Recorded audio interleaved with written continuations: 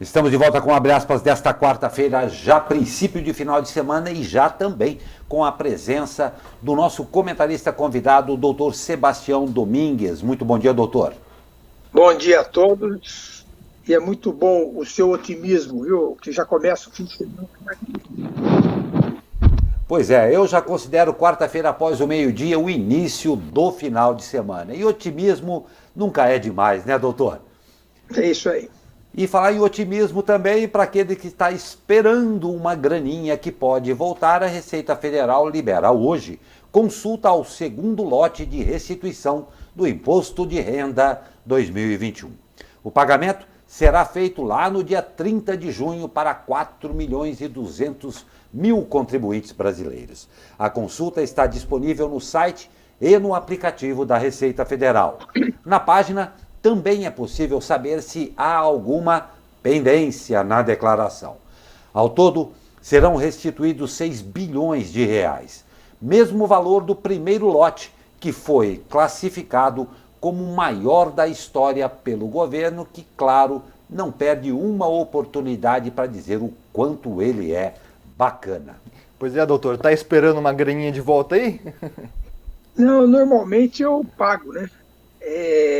Mas acontece o seguinte, né? Quer dizer, eu acho que vale até fazer um comentáriozinho sobre o imposto de renda, porque existe um traço que é exatamente igual em todos os governos, sejam eles de que tendência forem. Nenhum governo gosta de arrecadar menos, eles sempre querem arrecadar mais. E o imposto de renda, a falta de correção da tabela do imposto de renda, que acho que não corrige há uns não sei quantos anos, 10 anos, não sei quanto tempo faz, é uma forma indireta do governo aumentar a arrecadação às custas do bolso do assalariado, principalmente do que ganha menos, porque é um absurdo uma pessoa que ganha hoje R$ 1.900 ter que pagar imposto de renda na fonte. Quer dizer, não tem nem oportunidade de deixar para pagar depois. Quer dizer, o Bolsonaro, um dos projetos de campanha dele era levar esse teto para R$ 3.000. Parece que o Guedes está conseguindo que esse teto vá para R$ 2.500. Quer dizer, é um absurdo. Quer dizer, enquanto isso, deputados, vereadores, etc. e tal, recebem juízes, recebem um monte de auxílios chamados penduricalhos nos seus contra-cheques, que são isentos do imposto de renda, porque são considerados como sendo indenizações, tipo auxílio moradia, auxílio creche e etc. e tal. Resumindo, povão trabalhador pagando a conta como sempre.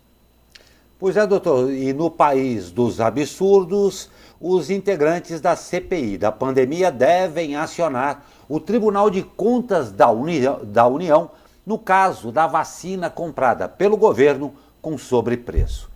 Os documentos do Itamaraty que atestam a operação com amplo prejuízo ao país foram revelados nesta terça pelo Estadão. Segundo o jornal, papéis do Ministério das Relações Exteriores mostram que o governo comprou a vacina indiana Covaxin por preço, pasme, 1.000% maior do que 6 meses antes era anunciado pela própria fabricante. O Ministério da Saúde pagou $15 por unidade, cerca de R$ 80,70 na cotação em reais, na cotação da época. A mais cara das 6 vacinas compradas até agora. Telegrama da Embaixada Brasileira em Nova Delhi, de agosto do ano passado, informava que o imunizante produzido pela Bharat Biotech tinha preço estimado em, anote aí, $1,34 a dose. Pois é, doutor, as farmacêuticas quase todas têm esse costume de vender o imunizante para governos a um valor mais barato do que vende a mercados privados. A gente vê que essa vacina a $1 é um valor especial para os governos. Obviamente, para empresas privadas seria mais caro. O senhor acredita que houve superfaturamento ou foi apenas um problema de licitação ali? Douglas, nesse caso específico, tem a seguinte questão. Eu vou comprar o seu apartamento, Douglas. Quando a gente faz um negócio direto, o que acontece? Você quer vender por 100 mil, eu te pago 100 mil. Se a gente pede para o Glauco, como corretor, servir de intermediário, ele vai passar o preço para 110, que é para tirar a parte dele. Então, quer dizer, foi o único caso de negociação onde houve um intermediário. Mas a questão mais grave não é essa, não. A questão mais grave é a seguinte. Na CPI, Pazuello e companhia disseram o seguinte, como justificativa. Nós não compramos a vacina da Pfizer porque ela não era aprovada pela Anvisa. A Covaxin não foi aprovada até hoje, inclusive porque a Anvisa considerou o laboratório em defeito que ele não segue as normas de segurança e higiene recomendadas. Primeira questão. Segunda questão, nós não compramos a vacina da Pfizer porque ela era muito cara. A Covaxin, nessa lista, é a mais cara de todas, custa 3 vezes mais do que a Fiocruz, por exemplo. Então, conclusão. E outra coisa mais séria, quer dizer, nesse caso específico, foi o único caso que, além do governo se empenhar em comprar a vacina, ao contrário do que ele fez com a Pfizer, que ele ficou protelando, além de ele se empenhar, o próprio presidente Jair Bolsonaro ligou para o primeiro-ministro da Índia para agilizar as negociações. Quarto item, o funcionário do setor de importação do Ministério da Saúde, que era quem estava, vamos dizer assim, tomando conta da documentação, declarou ao Ministério Público que ele foi pressionado de todas as formas para agilizar essa compra. Ele relatou que, inclusive, ligavam para ele sexta-noite, sábado, domingo, querendo saber dessa vacina. Então, essa conversa aí é aquela história. Se fosse outro governo, se fosse outro partido, o Bolsonaro e seus companheiros estariam dizendo que isso aí tinha cheiro de corrupção. Porque tem todo cheiro de corrupção. Porque você põe um intermediário, aumenta o preço em 1000 vezes, pressiona os responsáveis pela compra, o presidente da República pessoalmente liga para o ministro e derruba todas as justificativas que ele havia dado para dizer que não tinha comprado a vacina da Pfizer. Ou seja, tem jeito de ser, parece ser, tem cheiro de ser, só falta provar que é, né? Nossa, perfeito, doutor, exatamente isso daí. E eu vou falar uma coisa para o senhor, não sei. Se essa CPI durar 10 anos, ainda assim vão encontrar mais fatos absurdos, hediondos, inexplicáveis, alguns deles facilmente explicáveis, talvez, como esse que o senhor nobremente elucidou aí. Agora, em última análise, o que todos nós queremos saber é o que vai acontecer depois de tudo isso. Isso é triste. E continua, viu, doutor? Olha só. Em depoimento de mais de 8 horas à CPI da Covid, o deputado federal Osmar Terra recorreu a diversas expressões para negar a existência do famoso gabinete paralelo, que teria atuado à revelia do Ministério da Saúde durante a pandemia.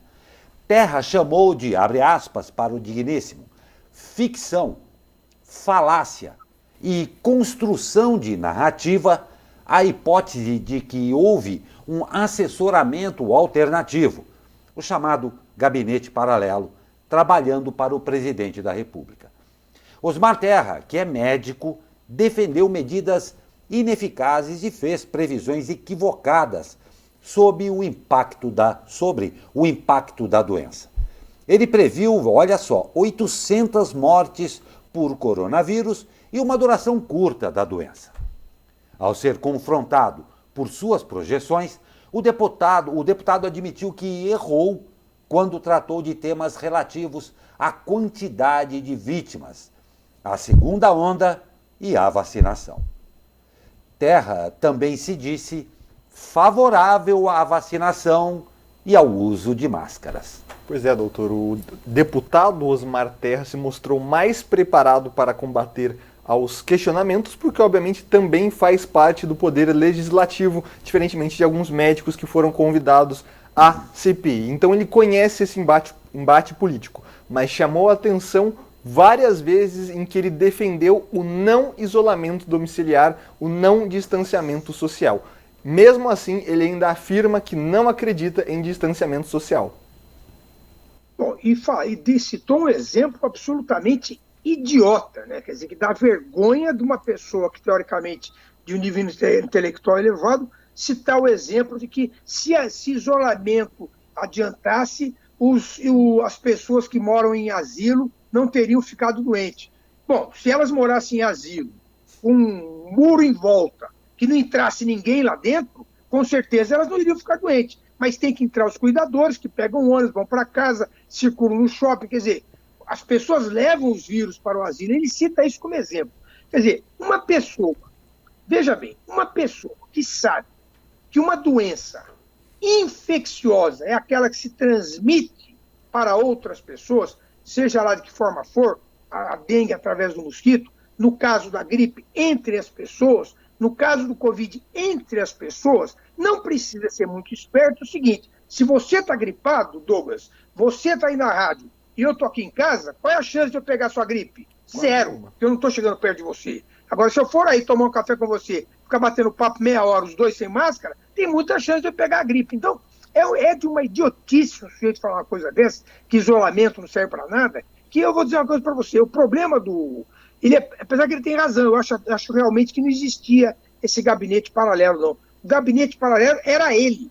Ele que era o assessor principal do Bolsonaro e que continua repetindo essas ideias que ninguém no mundo, com exceção de Jair Bolsonaro e ele, defende. E a doutora Neise também, né, que é outra pessoa que está totalmente deslocada do mundo real.